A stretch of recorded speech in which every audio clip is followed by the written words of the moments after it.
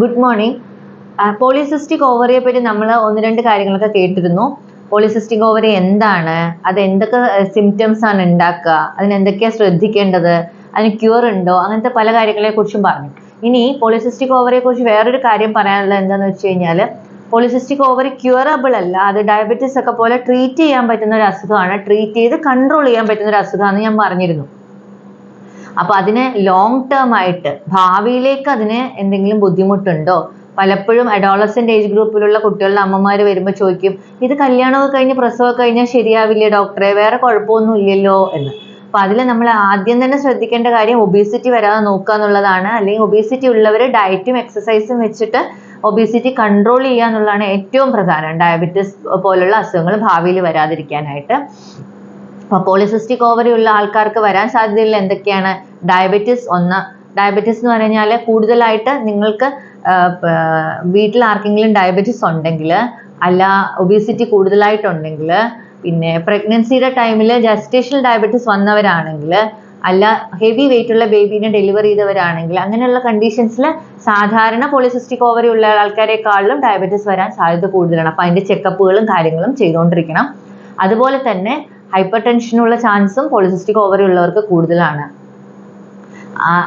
അതേപോലെ തന്നെ ഭാവിയിലേക്ക് നീണ്ട കാലത്തേക്ക് നമുക്ക് ആലോചിക്കേണ്ട വേറൊരു കാര്യം എൻഡോമെട്രിയൽ ക്യാൻസർ ആണ്.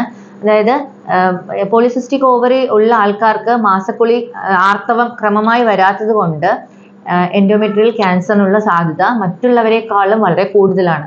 ഭാവിയിൽ അങ്ങനെ വരാനുള്ള സാധ്യത വളരെ കൂടുതലാണ്. അപ്പൊ എന്താണ് നമ്മൾ അതിന് ചെയ്യേണ്ടതെന്ന് വെച്ച് കഴിഞ്ഞാൽ, ചാക്രികമായിട്ട്, അതായത് സൈക്ലിക്കലായിട്ട് പീരീഡ് വന്നില്ലെങ്കിൽ, വരാതിരിക്കാനുള്ള സാധ്യതയാണല്ലോ കൂടുതൽ, അങ്ങനെ വന്നില്ലെങ്കിൽ 2 മാസം കൂടുമ്പോഴെങ്കിലും പ്രൊജസ്ട്രോൺ ഗുളിക കഴിച്ച് പീരീഡ് വരുത്തുകയാണ് അതിനുള്ള ഒരു തടയിടൽ, ഒരു പ്രതിവിധിയായിട്ട് നമുക്ക് ചെയ്യാൻ പറ്റുന്ന കാര്യം.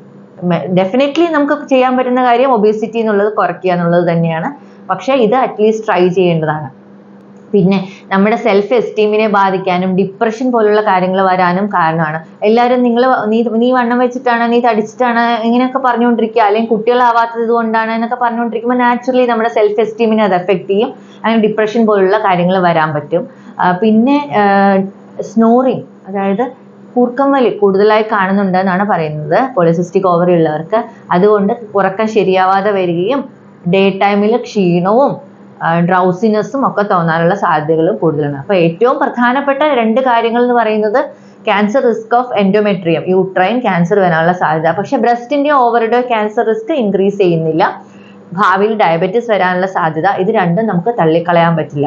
അതുകൊണ്ട് polycystic ovary early catch dum young എന്ന് പറയുന്നത് പോലെ ചെറിയ ഏജ് ഗ്രൂപ്പിൽ തന്നെ അത് കണ്ടുപിടിക്കുകയും അത് കൺട്രോൾ ചെയ്യാനും ഒബീസിറ്റി വരാതിരിക്കാനുമുള്ള ശ്രമങ്ങൾ നടത്തുകയും ജീവിതശൈലി ചേഞ്ച് ചെയ്ത് അതിനുള്ള ശ്രമങ്ങൾ നടത്തുകയും ചെയ്യേണ്ടതാണ് ഏറ്റവും അത്യാവശ്യമായ കാര്യം. Thank you.